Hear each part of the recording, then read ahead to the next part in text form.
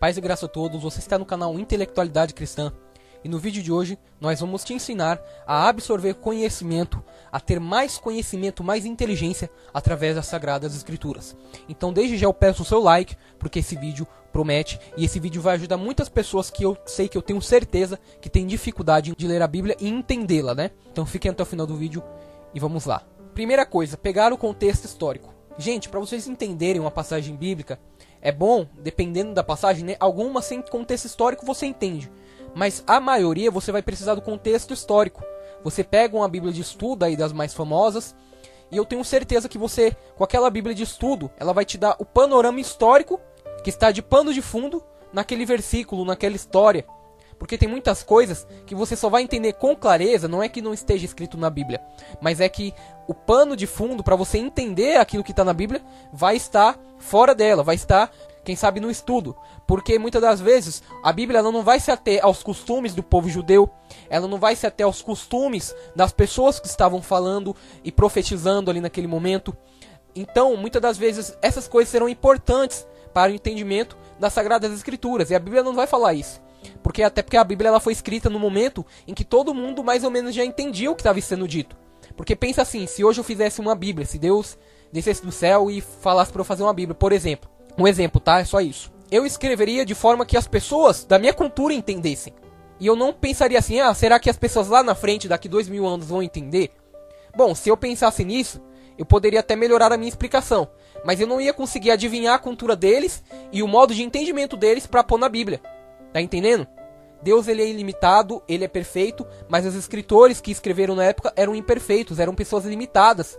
Então quando você vai para o contexto histórico e entende do que o autor está falando, entende por que ele está falando aquilo, talvez uma linguagem que ele usa, um símbolo que ele usa, uma figura de linguagem que ele usa, que era muito usada na época para explicar alguma coisa e que hoje a gente já não consegue entender muito bem, porque está ultrapassado, né? É um tipo de figura de linguagem que é antiga. Nos dias de hoje a gente usa outras figuras de linguagem, outros tipos de comparação que naquela época não se usava. Por exemplo, a gente vai encontrar muita comparação com ovelhas, carneiro, bodes. Tem muito disso na Bíblia. E isso tudo, se a gente for pegar na cultura judaica, vai ter um significado. Por exemplo, a gente vai encontrar muito na Bíblia Deus sendo o pastor e nós sendo as ovelhas. Porque o pastor naquela época que comandava as ovelhas, que tinha as ovelhas, ele as tratava com carinho, ele cuidava delas. Ele era realmente o dono daquelas ovelhas. E aí eles fazem essa comparação entre Deus e nós. Só que hoje em dia já não é tão comum que a gente tenha ovelhas, que a gente cuide de ovelhas. Então a gente vai comparar com outras coisas. Por exemplo, a gente vai usar essa questão entre a relação entre Deus e o homem. As dificuldades que Deus coloca para o homem vencer muitas das vezes. A gente vai lá e compara segundo a nossa cultura. E a gente vai usar o exemplo do professor que coloca provas para o aluno para testar o aluno para ver se ele tem capacidade de passar de ano.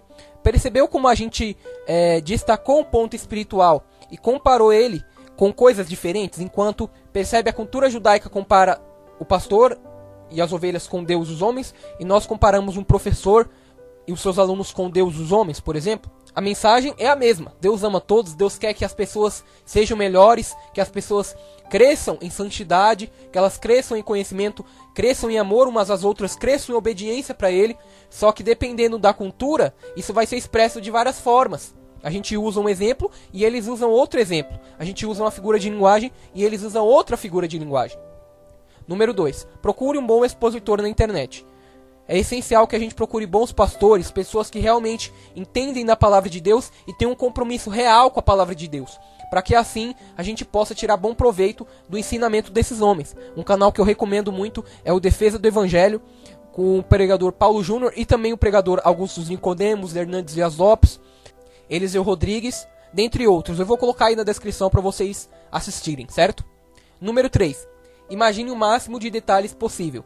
Não adianta, gente, termos uma Bíblia de estudo, a gente ter um mapa lá da época, a gente ter informações sobre a cultura da época, a tradução do grego, do aramaico, etc.